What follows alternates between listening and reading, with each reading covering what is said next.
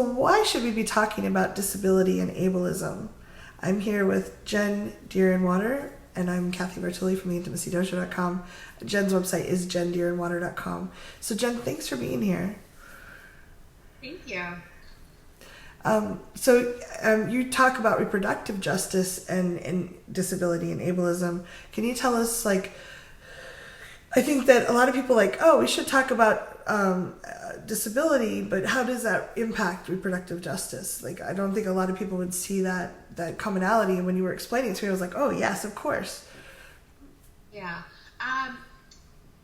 Well, I think some of the most just basic and obvious things is that on a federal level in the United States, it's still legal to sterilize people with disabilities. And there's a long history of that happening in the U.S. That's so just the Nazis did that. Ew. Yeah. And they actually learned that from us. Europe started doing sterilizations based off Supreme Court case law here in the U.S. And I think it was, I want to say Buck v. Bell, but I could be wrong. But I believe that's the SCOTUS case that made it legal to sterilize people with disabilities. And yeah, the Nazis did that. You're right. The Nazis also based their concentration camps off the reservation system. So, I didn't know that. Oh my God. Wow. Yeah. Hitler loved what the U.S. government did to natives, and he modeled some of his work, for lack of a better word, off of what the U.S. did to us, which, just slightly off topic, but still on topic, is that every time I hear people say, oh, America's behaving like the Nazis, Trump is like Hitler, it infuriates me and also kind of makes me laugh, because it's actually the Nazis learned from the American government, Wow. Yeah, our government taught them how to do these things. I want to oh, that's so awful. Yeah, and I laugh not because I think it's funny, but because, you got to find some laughter sometimes in the outrageousness of the oppression, or I would probably lose my mind if I couldn't laugh sometimes. Yeah. But yeah, so beyond the forced and coerced sterilization and birth control that has been used on people with disabilities, the other reason that I think we should really be talking about ending ableism and disability justice and tying that to reproductive justice is that, we have all these issues of environmental racism, for example. Native people have some of the highest rates of disabilities and chronic illnesses, and these were issues we didn't have before colonization. So we have staggeringly high rates of heart disease and diabetes, and a lot of that is because our traditional food sources were stolen from us, and the U.S. government then just gave us commodities, which it's a box of just really bad, unhealthy, quite often rotten food. And so for me, when I think about disability, I don't just think about it as making sure that everybody has an accessible home and an accessible workplace and those things, but it's also about tying back to all these other little issues like environmental racism, and how that's impacting Native people, how it's impacting Black folks as well. So-called inner cities, Black youth have really high rates of asthma because the freeways and all of that are always put next to where the more Black neighborhoods are. It's the same thing that we have with brown kids as well, living in the cities. So disability justice is so tied to reproductive justice. It's tied to racial justice. It's tied to ending sexism.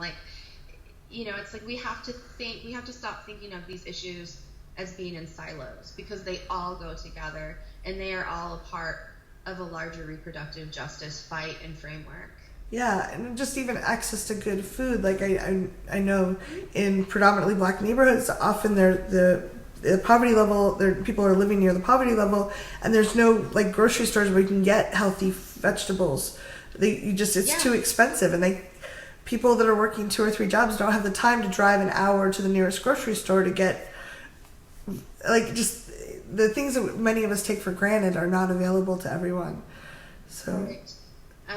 Just a little point on that about food deserts in cities. Something that I've been seeing a lot of in my travels, looking at the issues with pipelines and going to resistance camps. In October, I went down to southern Louisiana, and I got to spend a little time in this small town, St. James. And so St. James was founded by black folks who were freed slaves after the Civil War ended. It's still a predominantly black town.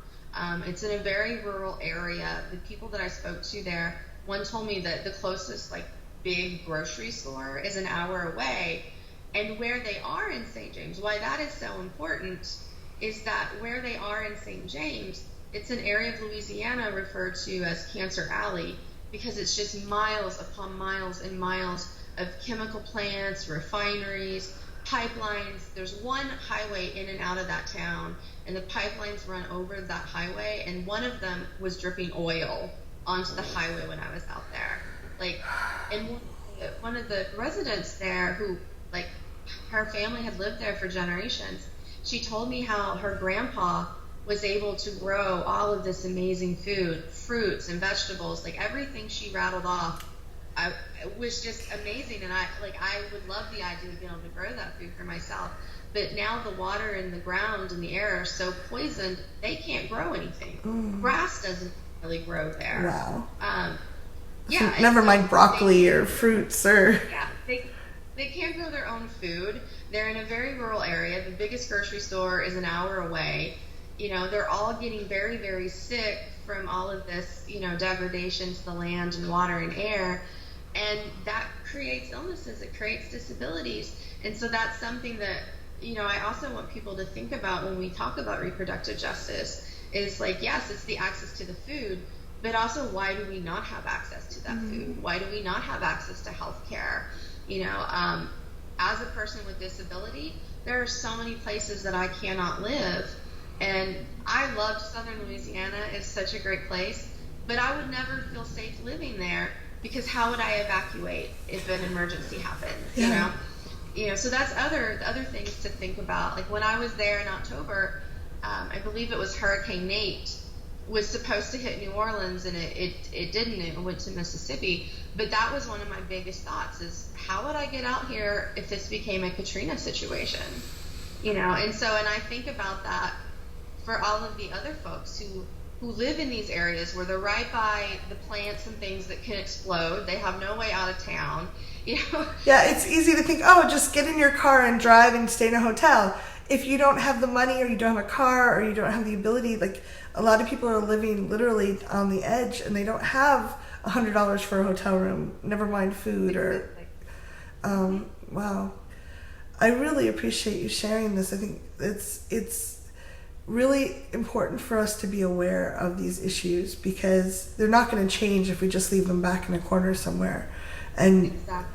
we are, as human beings, I don't think any of us thrive when there is a part of our culture, part of our community that is struggling like this. So I really appreciate you sharing.